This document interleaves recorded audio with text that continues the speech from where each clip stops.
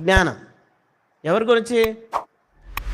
దేవుని గురించినటువంటి అనుభవం ఉండాలా, జ్ఞానం ఉండాలా. దేవుడు అంటే గొప్పవాడు, మంచివాడు, ప్రేమ కలిగినవాడు, ప్రార్థనేవాడు, జవాబిచ్చేవాడు, మాట్లాడేవాడు అని ఎన్నైనా చెప్పొచ్చు. నీతో ఎప్పుడైనా మాట్లాడా? అవును, నాతో మాట్లాడింది. It is experience. దేవుడు ప్రేమ గలవాడు అని చెప్తున్న మంచిదే. ఎప్పుడైనా ప్రేమ రుచి చూచినవా? రుచి చూస్తే దట్ ఈజ్ కాల్డ్ ఎక్స్పీరియన్స్డ్. కాబట్టి రక్షణ పొందడమే కాదు, we have to know with experience. అలాగే జ్ఞానం కూడా అవసరం. యేసు ప్రభుని గురించి ఏం తెలుసు మనకు?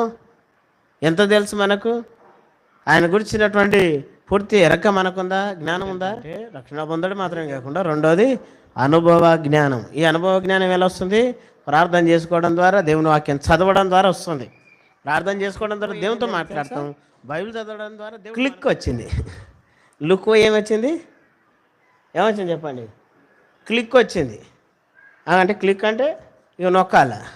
ఇప్పుడు క్లిక్ పోయి టచ్ వచ్చింది. ఏమొచ్చింది అంటే పాపం రోజు రోజుకి ఏమవుతుంది?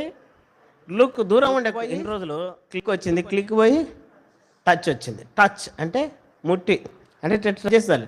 నీవు ఏదో వాక్యాలు మనసులో ఫోన్ టచ్ చేసి టచ్ అన్ని టచ్ ఫోన్లు. ఎంత టచ్ అంటే ఇంకా టచ్లో కూడా మళ్ళీ రకరకాలుగా అంత టచ్ ఫోన్లు వాడి టచ్ చేసి జీవితం అంతా ఏం చేసుకుంటున్నారు? పాడు చేసుకుంటారు. ఆరోగ్యం కూడా పాడు చేసుకుంటారు.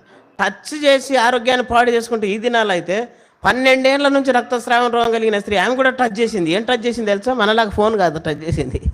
ఎవరిని?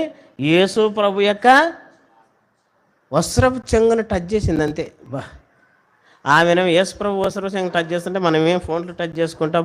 ప్రభుని టచ్ చేసేంత టైం ఎక్కడుంది మన దగ్గర? ప్రభు వస్త్రాలతో టచ్ చేసేంత టైం ఎక్కడుంది? ప్రభు పాదాలను టచ్ చేసేంత టైం ఎక్కడ? చాలాసార్లు దేవుని పిల్లలకి యవనస్తులుగా we waste our time with mobile.